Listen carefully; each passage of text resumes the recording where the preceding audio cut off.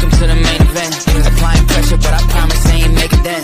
In their heads, living free. I ain't paying rent. Wake up in the AM making cheese like the Mercedes. কৃত্রিম বুদ্ধিমত্তা বা AI যুগ আরম্ভ ହୋଇଯାଇଛି। ପ୍ରତିଟି କ୍ଷେତ୍ରରେ ମଣିଷ ଭଳି ଏଆଇ କାମ କରୁଛି।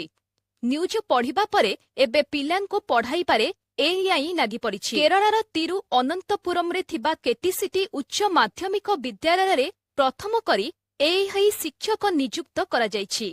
ସାମାଜିକ ଗଣମାଧ୍ୟମରେ ଏହି ଭିଡିଓ ଆସିବା ପରେ ଚର୍ଚ୍ଚା ବଢ଼ିବାରେ ଲାଗିଛି। ଆଇରିସ୍ ନାମକ ଏହି କୃତ୍ରିମ ଶିକ୍ଷକ 3ଟି ଭାଷାରେ ଛାତ୍ରଛାତ୍ରୀଙ୍କ ସହିତ ଭାବ ବିନିମୟ କରି ବିଭିନ୍ନ କଠିନ ପ୍ରଶ୍ନର ଉତ୍ତର ଦେଇପାରୁଛି।